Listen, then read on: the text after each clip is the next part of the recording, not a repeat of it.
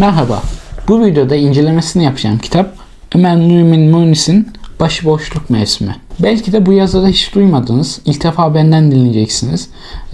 Sizi kaleme kuvvetli bir yazarla tanıştıracağım. Bu videoda hem kitabı hem de başıboşluk hissini konuşacağız. İlk 30 saniyede çıkanlar olduğu için şimdiden hatırlatmayı yapayım. Videoyu beğenmeyi, kanala abone değilseniz abone olmayı unutmayın.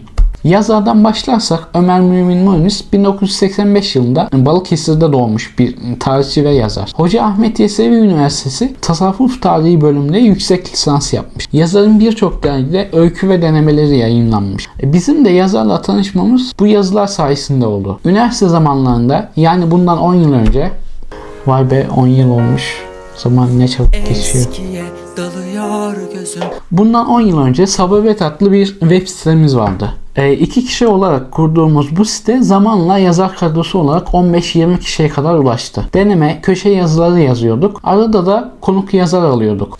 O yazarlardan biri de Ömer Mümin Munis'ti. Bu vesileyle tanıştık ve yazdıklarını takip etmeye devam ettim. Yazarın Başıboşluk Mevsimi 5. kitabı. Bunlardan biri roman Geç Kalmış Değiliz. O da bende var. Fıtı fıtı fıtı fıtı. Diğer üçü de tarih anlatısı. Kalemini seviyorum, ne yazsa okurum yani. Kitabına gelecek olursak, kitabın ismi üzerinde düşündüğümüzde mevsimler zaten gelip geçicidir. Şu ömrümüzün içinde yüzlerce mevsimi geçer. Başıboşluk mevsimi de onlardan biri. Ya geçmiştir, ya geçecektir, ya da belki de başıboşluğun içindeyizdir. Başıboşluk kelimesi bir şeyin amacından sapmış, kontrolden çıkmış, yerinden yurdundan edilmiş, yönsüz ve kaybolmuş bir durumu ifade eder. Edebi bir kavram olarak başıboşluk yalnızca bir fiziksel durumdan ziyade insanın içsel bir boşluk, kimlik bunalımı, özgürlük ve yalnızlık arasındaki ince çizgi gibi soyut bir durumu anlatır. Bu hissiyat bireyin toplumsal normlarla, kendi iç dünyasıyla ya da varoluşsal anlam arayışıyla olan çatışmasında ortaya çıkar. Başıboşluk bir kaybolmuşluk, bir yönsüzlük hissidir ve bu his edebiyatın en derin, en karmaşık ve en evrensel temalarından birine dönüşebilir. Edebi anlamda başıboşluk varoluşsal bir boşlukla sıkça ilişkilendirilebilir. Bu bireyin yaşamındaki anlam arayışının bir parçasıdır. Varoluşsal boşluk insanın yaşamın anlamını sorguladığı ve kendi içsel kimliğini bulmaya çalıştığı bir durumdur. Başıboşluk hissi bu içsel keşif sırasında bireyin kendini kaybetmiş hissetmesiyle ortaya çıkar. Özellikle modern edebiyatın önemli temalarından biri olan varoluşçuluk bu boşluğu ve başıboşluğu derinlemesine işlemiştir. Sartre, Albert Camus gibi varoluşçu yazarlar insanın dünyadaki yerini sorgularken başıboşluk hissini sıkça vurgulamışlardır. Başıboşluk bir anlamda bireyin dünyadaki yerini bulamaması, kimlik bunalımı yaşaması ve toplumsal yapılarla olan ilişkisinde bir çözülme yaşaması anlamına gelir. Edebiyatın önemli figürlerinden biri olan Franz Kafka eserlerinde başıboşluk hissini güçlü bir şekilde işler. Kafka'nın baş kahramanları genellikle kaybolmuş, amaçsız ve yönsüz insanlardır. Örneğin Dönüşüm adlı eserinde Gregor Samsa'nın bir sabah dev bir böceğe dönüşmesi onun sadece fiziksel değil, aynı zamanda varoluşsal anlamda da bir kayboluşun simgeler. Samsa'nın yaşadığı başıboşluk yalnızca dış dünyada değil, içsel dünyasında da kendini gösterir. Başıboşluk insanın dünyada yalnız hissetmesi, toplumsal normlara uyum sağlamakta zorluk çekmesi ve bazen kimliğini kaybetmesiyle ilgilidir. Bu başıboşluk hali hem dışsal hem de içsel bir yabancılaşmayı da beraberinde getirir. Birey hem çevresiyle uyumsuzdur hem de kendi içsel dünyasına bir huzursuzluk hisseder. Edebiyatın en belirgin temalarından biri de yalnızlıktır. Başıboşluk ve yalnızlık arasındaki ilişki çok derindir. Çünkü başıboşluk genellikle yalnızlıkla iç içe geçmiş bir duygudur. Yalnızlık bireyin dış dünyayla olan bağının koptuğu, kendi iç dünyasında kaybolduğu bir durumdur. Başıboşluk bu yalnızlık durumunun bir başka boyutudur. Yalnızlık insanın varoluşsal bir boşluğa düşmesine neden olabilirken başıboşluk ise bu yalnızlık duygusunun bir sonucu olarak ortaya çıkar. Başıboşluk bireyin toplumsal yapılarla olan bağlarını yitirmesiyle de ilişkilidir. Toplumun birey üzerinde oluşturduğu baskılar ve dayatmalar insanın kimlik ve özgürlük arayışını engeller. Bu engellemeler başıboşluk hissine yol açar. Örneğin Albert Camus'un Yabancı adlı eserinde baş kahraman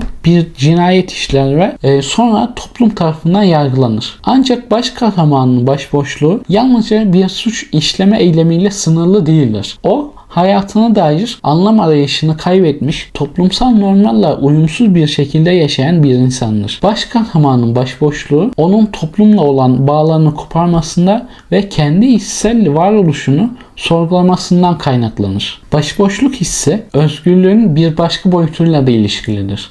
Modern edebiyatın önemli konularından biri olan özgürlük, başboşlukla sıkça paralel bir şekilde ele alınır. Özgürlük, bireyin kendi iradesiyle hareket etmesi, kendi kimliğini bulması anlamına gelir. Ancak bazen özgürlük başıboşlukla eş anlamlı hale gelir. Çünkü özgürlük bireyi yalnızlaştırabilir. Onun yönsüz ve amacından sapmış hissetmesine yol açabilir. Başıboşluk özgürlüğün de bir bedeli olduğunu gösterir. Birey toplumsal normlardan ve kurallardan sıyrıldığında dış dünya ile olan bağlarını kaybedebilir. Bu onu yalnızlaştırır ve bir tür içsel boşluk yaratır. Bu özellikle Sartre'nin Bulantı adlı eserinde belirgindir. Sartre, insanın özgürlük arayışının ve varoluşunun ne kadar karmaşık ve zorlayıcı olduğunu gösterir. Bulantı'daki baş kahraman özgürlük arayışında toplumsal normlardan ve insan ilişkilerinden uzaklaşarak başıboş bir hale gelir. Bu özgürlük onun yalnızlıkla yüzleştirir ve başıboşluk hissini derinleştirir. Başıboşluk yalnızca bireysel bir deneyim değil,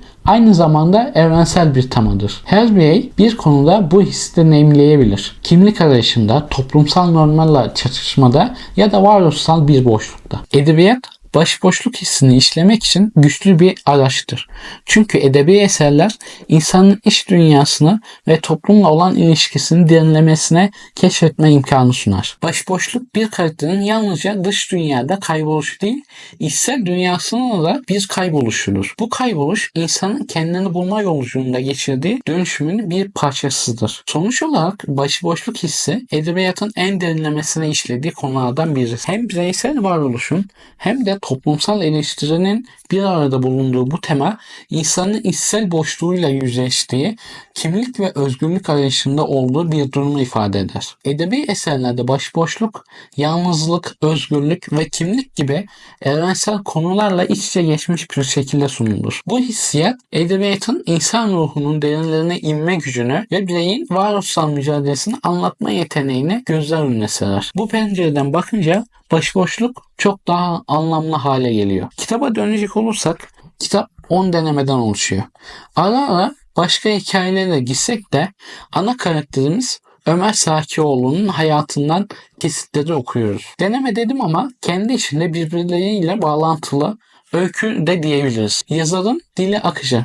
Ne yazsa okuturken ister. Ağdalı olmamakla beraber şiirsel bir üslubu var. Bunu görmek için arka kapağı okumak bile yeterli. Düşmüşler, kanatsızlar, dibe vuranlar, kaçaklar, pervasızlar, topluma not vermekten vazgeçenler, yabancılar, yorgunlar, iddiasızlar, kaybedecek çok az şeyi olanlar, başına gelen olaylara seyirci kalanlar, sakinliği bozmayanlar, tedbirsizler, tekinsizler, tercihsizler, sürüden ayrılanlar, az önce doğmuş gibi yaşayanlar, kendini iyi hissetmek için yırtılan yığınların ortasında mutluluk tutunuk saranlar, hayatın anlamını aramaktan yaşamaya fırsat bulamayan, saplantılı felsefeyi aptalca bulanlar, kendisiyle alay edebilenler ve sadece yaşayanlar.